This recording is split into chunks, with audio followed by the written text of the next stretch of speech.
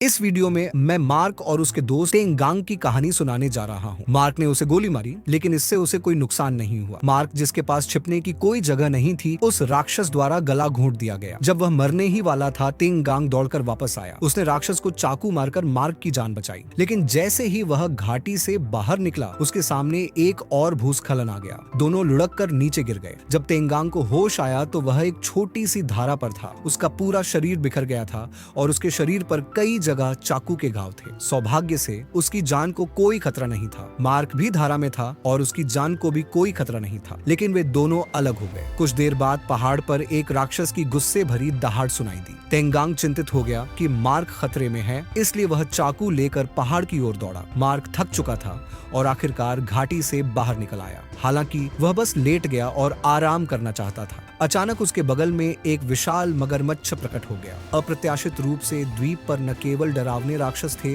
बल्कि क्रूर मगरमच्छ भी थे। मगरमच्छ इतना करीब था कि अगर वह मार्क पर हमला करता तो वह मर जाता। सौभाग्य से मगरमच्छ का पेट भरा हुआ था और उसे मार्क की परवाह नहीं थी। जब उसने मगरमच्छ को पानी में रेंगते देखा तो मार्क मुड़ा और भाग गया। मार्क को नहीं पता था कि वह कहाँ है और उसे नहीं पता था कि कहाँ जाना है। मार्क एक झरने के पास पहुंचा और दृश्य सुंदर था। दुर्भाग्य से उसके पास सुंदर दृश्य का आनंद लेने का समय नहीं था। उसने केवल झरने के पास उस राक्षस को देखा। वह अपने घाव को एक हथौड़े से रगड़ रहा था। ऐसा लगता है कि तेंगांग के चाकू का दर्द अभी भी उसे थोड़ा महसूस हो रहा था। लेकिन जब वह अपने घाव को साफ कर रहा था तो उसने यह उम्मीद नहीं की थी कि एक मगरमच्छ को उसके बारे में पता चल जाएगा। इससे पहले कि वह कुछ समझ पाता, एक मगरमच्छ पानी से बाहर निकला, उसे काट लिया और पानी में घसीट लिया। अचानक खून के प्यासे मगरमच्छ ने उसे अपना शिकार बना लिया। लेकिन वह किसे मारेगा? मार्क, जो भागना चाहता था, वहीं रुककर देखता रहा। कुछ ही देर बाद नदी में बाढ़ आ गई। मगरमच्छ का शरीर तैर रहा था। ऐसा लग रहा था कि मगरमच्छ जीत गया है। मगरमच्छ की जीत देखकर मार्क जल्दी से भाग गया। दूसरी ओर तेंगांग जंगल में खो गया था। उसे जंगल में एक मृत पैराट्रूपर मिला। तेंगांग अचानक डर गया और गलती से गिर गया, जाल में फंस गया। उसने ऊपर देखा और एक डरावनी मछली को देखकर डर गया। जब उसने गौर से देखा तो पाया कि मछली मर चुकी थी। उसके सिर पर गोली लगने का स्पष्ट निशान था।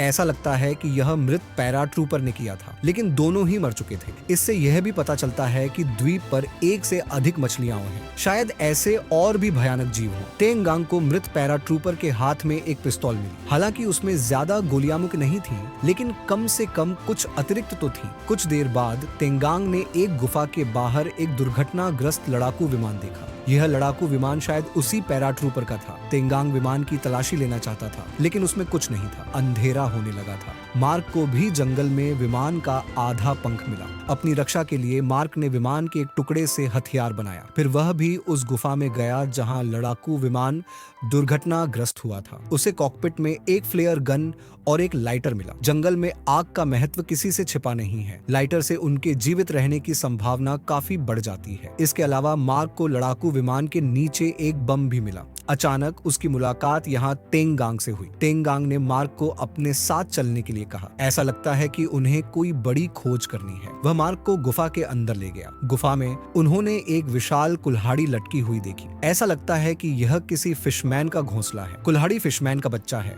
फिशमैन ने उसका शिकार किया है। दोनों बहुत गुस्से में हैं। मार्क ने लड़ाकू विमान के बम से घोंसले को नष्ट करने का सुझाव दिया। ये कहकर वे दोनों विमान में वापस गए और बम ले आए। हालांकि जब वे बम को विस्फोटित करने ही वाले थे, तभी अचानक पीछे से एक मछुआरा प्रकट हुआ और मार्क पर हमला कर दिया। मार्क अजेय था, फिर भी मछुआरे ने उसे चाकू मार दिया। तेंगांग ने एक गोली चलाई और मछुआरे को लग गई, लेकिन इससे वह मरा नहीं। मछुआरा कमजोर था। बची हुई गोलियां शायद उसे न लगें, इसलिए तेंगांग ने बंदूक का निशाना गुफा में लटकी कुल्हाड़ी पर साधा। गोली चलने की आवाज के साथ ही मछुआरे का बच्चा कुल्हाड़ी से गिर गया। मछुआरा पहले तो बच्चे की ओर आकर्षित हुआ। इस समय तेंगांग घायल मार्क के साथ जाना चाहता था, लेकिन मार्क गंभीर रूप से घायल था और रास्ता भटक चुका था। तेंगांग को परेशान न करने के लिए मार्क ने तेंगगांग से अकेले जाने का अनुरोध किया। वह रुककर बम बनाना चाहता था। तेंगगांग पानी से भरी मिट्टी को खींचना नहीं चाहता था और उसे गुफा से जल्दी निकलना पड़ा। जैसे ही वह गुफा में घुसा,